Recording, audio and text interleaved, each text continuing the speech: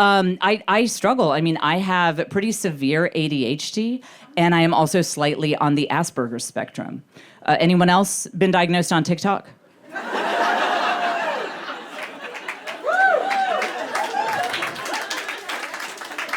I might also have generalized anxiety disorder, but Kaylee hasn't posted part 4 to the video because she's been grounded, so...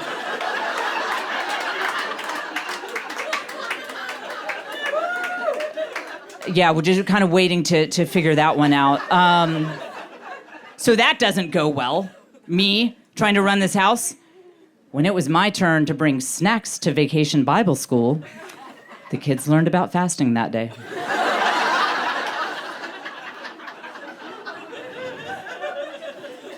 I do try. Like, for my daughter's birthday, I made her this really fun Monsters in the Slime Pit birthday cake, and it was supposed to be a Mermaids at the Beach cake, but that is my best effort. One of the hardest things for me was that, so 4 of my kids are girls, and doll clothes, I didn't see that part of parenting coming. One of my friends said, Jen, your girls' dolly clothes are a mess. You need to find an organizational system that allows the dollies to mix and match their outfits. I was like, look around.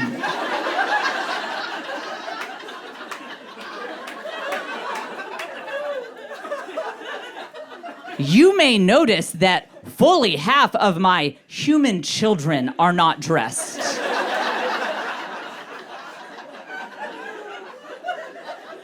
The dolls ain't making the cut, honey. Gonna be a nudist colony up in here.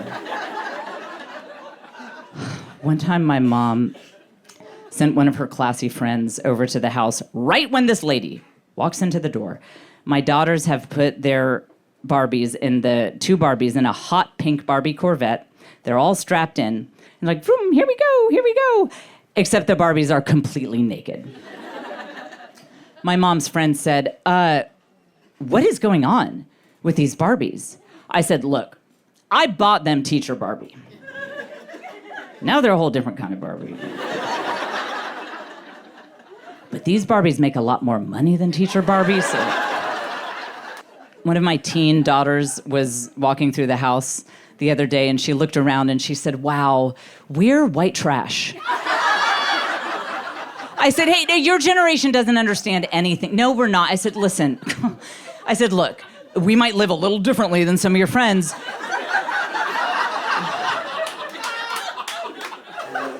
But that is because your father is frugal and your mother is neurodivergent. Look it up.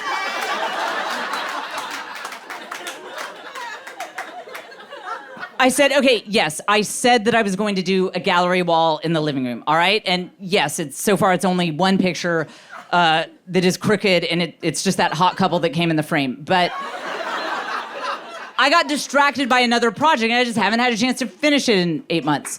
And so, yeah, give me a break. And I said, listen, I do know that all of our lawn furniture out back, it's broken, it's rusty, and yes, your friend got trapped in the chaise lounge last time she was here. I was like, she was fine. She didn't need to do that much screaming. Like, it was...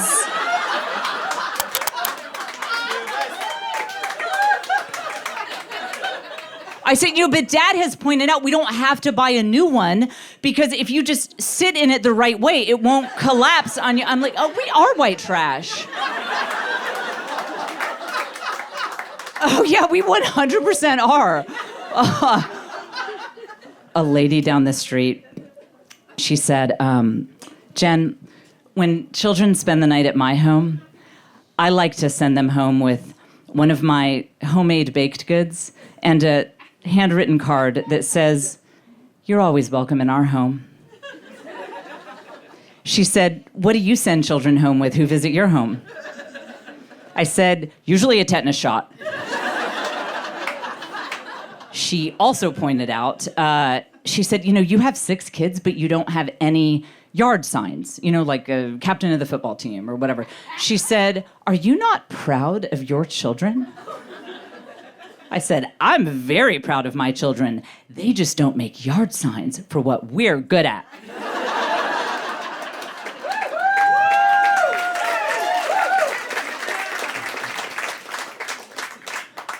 get me a sign that says, proud mom of a Minecraft warlord. And I'll take 6. Parenting is hard, though. I finally sat my oldest kid down, and I had the sex talk. And I learned so much. Very informative. And look, I know that we try to keep our kids from seeing crazy things on the internet.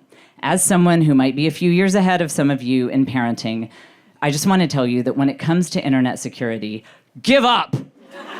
Give up. These kids are going to beat you every time. And I know that there are at least a couple of people who are thinking, speak for yourself, Jen. Not in our house. We have internet security locked down. You were born in a year that starts with 19.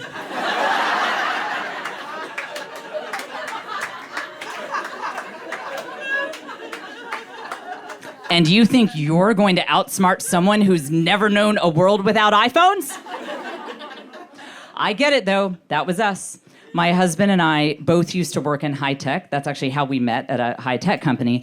So we called our friends who worked at Google, and we said, what is the gold standard? Give us just the top internet security thing. They said, okay, there is a router. The router is the thing that broadcasts the Wi-Fi to the house. They said, there's a good one. It cost $400, but it is the best. So we got it, and it was the best. This thing was incredible. It would show, you could log in and see all of the different devices that were using Wi-Fi. So it would be like Donald's laptop, Lucy's iPad, Kate's iPad, and then the other, like downstairs Alexa, kitchen crock pot. I could go up there, and I could be like, restrict, when it was screens off time, turn off, no more internet for you, no more Wi-Fi for you. And as I did it, I would think, you know what feels amazing? Having parenting all figured out. I was like, I should mentor. This is incredible. This came up the other day. I happened to say, I said, in front of my teen daughter, I said, that $400 router was really key to our home internet safety. She said, that $400 router was a paperweight. I said, no, I know that it wasn't, because I would watch, like, turn off Wi-Fi. She said, Mom, I babysat for the neighbors. I had their Wi-Fi password. I said, is that why you were always over in that one corner of the house? She said, yeah, I got 3 bars over there. What kills me about that is that that's where our bookshelf is. And so I would see her spending hours over there. And I would think, I've instilled a love of reading in my children. My son went to college this year.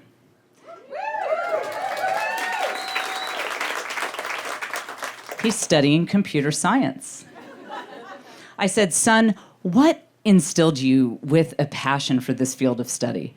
Was it perhaps one of the many books I bought you about the founders of the sciences? He said, do you remember that $400 router? He taught himself how to change the names of devices on a network for 5 years. His laptop was called Kitchen Crockpot.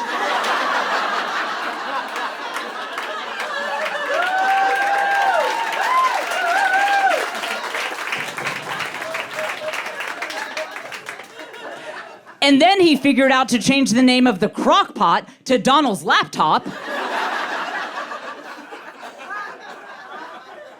He tells me now that he would sit up in his room and laugh himself to the point of tears when I'd be like, no more internet for you, mister. Click. And then I'd go downstairs to make something in the crock pot. And I'd be like, this thing hardly ever works. What's going on here? Oh. Guys, I called the manufacturer.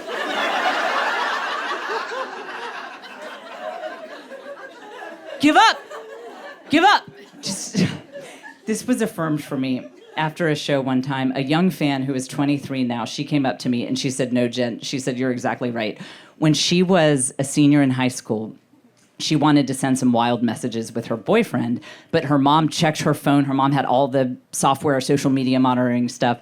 So what she did is she created a Google Sheets spreadsheet called Budget Finance Analysis, and she shared it with her boyfriend. So they could both see whatever was in there, and they would just exchange crazy messages that way. And I said, okay, wow, that's inappropriate. I'm glad you stopped doing that. But thank you. I mean, you proved my point. Yeah, thank you for that information. And as I walked away, I thought, I wonder if that's how I could finally get my husband to, like...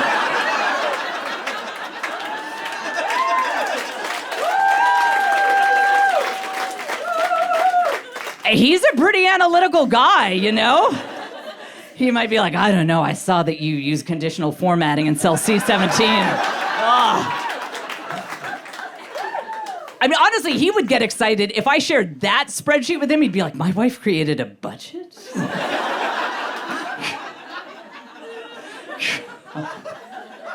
Now, so I openly admit parenting being so hard for me. I just let screens babysit my kids all the time. Oh, man, our TV was on so much. I'm surprised the CEO of Netflix didn't call me. Like, what is going on over there? I'm not saying it's good. I'm not saying that we were thriving. Yes, at one point, I thought that the Teletubbies were personally communicating with me. I'm not saying it was like a great situation, but as a modern parent, you do what you gotta do to survive. And then people would be like, Jen, your generation is so lazy. You know, your great-grandmother's generation, they raised all of these kids without ever once using a screen. To which I say, yeah, they had something that we don't have, and that is called outside. My great-grandmother never saw her kids. They'd take the family shotgun, head out into the woods, spend all day hunting small animals for her to skin and cook up for dinner. My homeowners association has policies against that. So it's gonna be 5 hours of Paw Patrol today. I use TV for all sorts of stuff. Because I'd never seen this life that I'm living done, I turned to the TV for inspiration for myself. I openly admit, I actually, I learned a lot about what it means to be a mom from that classic TV show that makes having a big family look like so much fun. You know, Game of Thrones? Oh, that was very inspiring to me. I would watch that show and I'd be like, nobody asks those moms what they do all day. I don't see them having to make a meal plan. I said, you know, these women on this show, man, they get involved in everyone's drama so that all their kids can marry rich and nobody in this family ever has to work again. I'm like, that is a model of motherhood I can get into. I realized I'm not a stay-at-home mom, I'm a stay-at-home matriarch.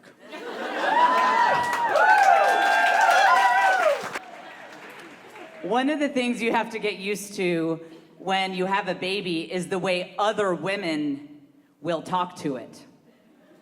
So your sister-in-law will lean over to your baby and say, oh, you don't have a hat, do you? You're cold, aren't you? Your mommy forgot your hat because she spends too much time on that phone, doesn't she? So the way you handle that is you turn right back to that baby and you say, we're not gonna listen to Auntie Meg, are we? Why not? Because all her children smoke weed, don't they? Yes, they do. Yes, they do. Parenting is so hard. I have had to Google things like how to handle classroom bullying, what to do if your kid's teacher has an anger management issue. Oh. Other than that, homeschooling is going pretty well.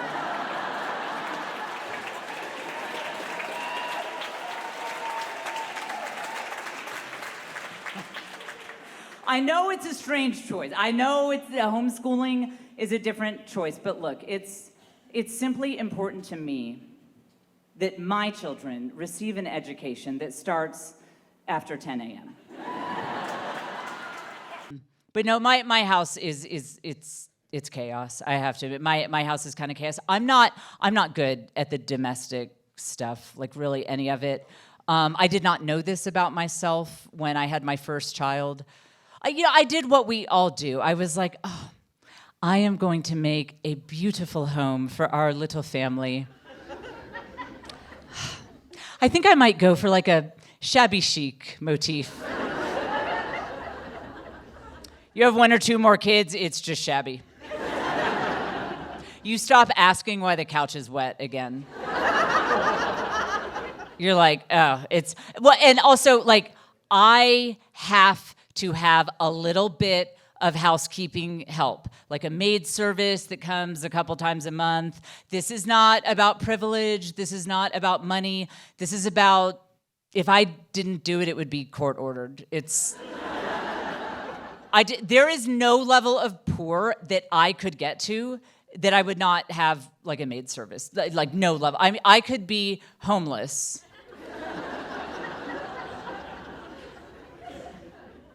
Living under a bridge with the other homeless people. We're warming our hands over a fire in a trash can, and someone steps on a crack pipe and shatters it. And I'd be like, don't even worry about it, the housekeepers are coming tomorrow. I love being a mom. I just think that my generation was not prepared for it. we were not prepared at all. Because I'm Gen X. I'm Generation X. We were latchkey kids. I mean, we would let ourselves into our empty houses alone after a long day of kindergarten.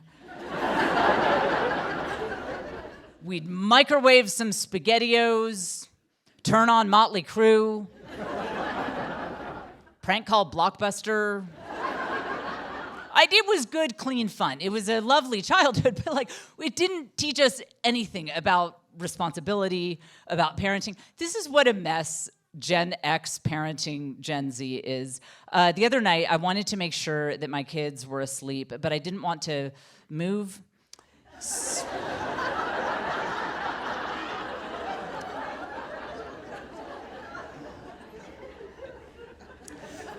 So what I did, I posted to my Instagram stories, and then I looked at who watched them.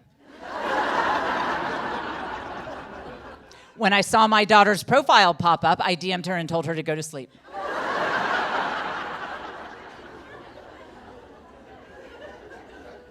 But then she sent me a really funny video, and so we were both up for like 2 more hours. One of my favorite things about being Catholic is that when I am being a whole disaster and people try to hold me accountable, I can accuse them of religious persecution. So Lent always occurs early in the year, February or March, and that is never enough time for me to get my Christmas lights down. So this year, when I got the annual cease and desist letter from the Homeowners Association saying, take down your Christmas lights, I was like, oh, you mean my Lent lights?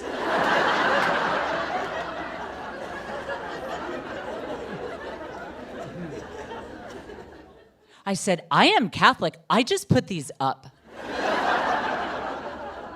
I explained, we leave them turned off to symbolize the darkness of sin.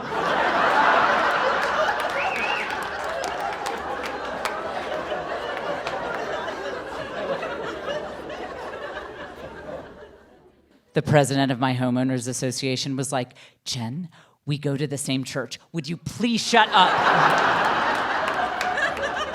Just take down your Christmas lights.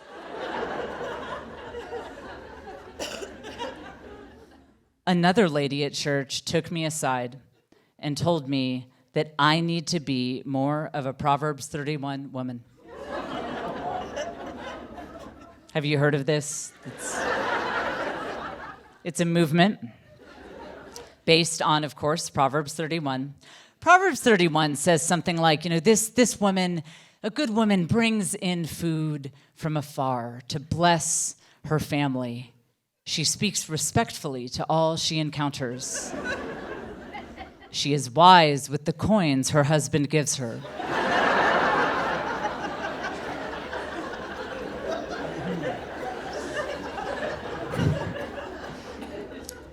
She said, you need to be more of a Proverbs 31 woman. I said, there are other Bible verses. Psalm 64, for example. God shall smite my enemies in my sight and lay a table of vengeance before me.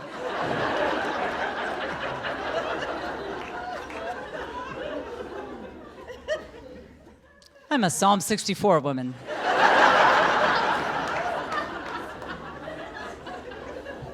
Less housework, more vengeance.